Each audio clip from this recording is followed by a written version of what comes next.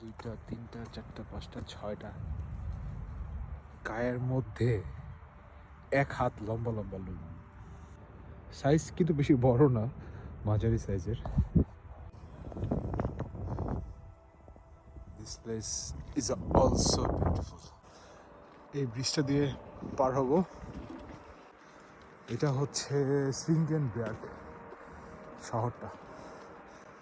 শহর কি, এটাকে গ্রামের চেয়ে বেশি কিছু বলা যাবে, কিন্তু এটা শহর। আর এখানে ক্যাম্পিং করার জায়গা, এখানে কয়েকটা ক্যারাভ্যান দাঁড়া করানো। পিলারগুলো কিন্তু অনেক উঁচু, টানা ব্রিজ যেটাকে বলে। এদিকে ভিউটা সুন্দর। নদীতে তেমন একটা স্রোত নাই এখন, শান্ত বলা যায়। শহরটাও সুন্দর। এদিকে সবগুলো শহরই সুন্দর। আপনি যে কয়টা শহরে যাবেন, ট্রেনে করে গেলে 10 মিনিট পর পর একটা স্টপেজ পড়বে। আপনি চাইলে এখানে 10 মিনিট 20 মিনিট ঘুরতে পারেন, আবার আধা ঘন্টা 1 ঘন্টা পর পর আবার ট্রেন, সেটা দিয়ে আবার পরের স্টপেজ যেতে পারেন। ট্রান্সপোর্ট খুবই ইজি, এবং 1 ঘন্টা 2 ঘন্টা সময় করে বের হলে এই ধরনের জায়গা দেখার সুযোগ হয়। সো উইকেন্ডগুলোতে মাঝে মাঝে আমি এভাবে বের হই, মাঝে মাঝে সাইকেল নিয়ে, মাঝে মাঝে পায়ে হেঁটে, ফিজিক্যাল এক্সারসাইজের জন্য। নিজের স্বাস্থ্যের দিকে কিছুটা খেয়াল রাখতে হয়। বয়স হয়ে যাচ্ছে, আগে খেলাধুলা করা হতো, এখন করা হয় না।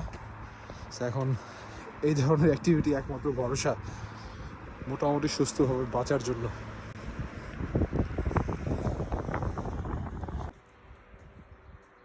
এই ডান দিকে এটা হচ্ছে স্টেশন, এই উপরে এটা স্টেশন। আর এই ব্রিজটা দিয়ে আমি হেঁটে আসলাম, সব দিকে পাহাড়ে ঘেরা, খুবই ছোট্ট ছোট্ট গ্রাম অথবা শহর। ওই দূরে ক্যাসেলটা দেখা যাচ্ছে, ব্রিজটাও এখান থেকে সুন্দর দেখাচ্ছে। খুব একটা ছোটও না, আবার খুব একটা বড়ও না।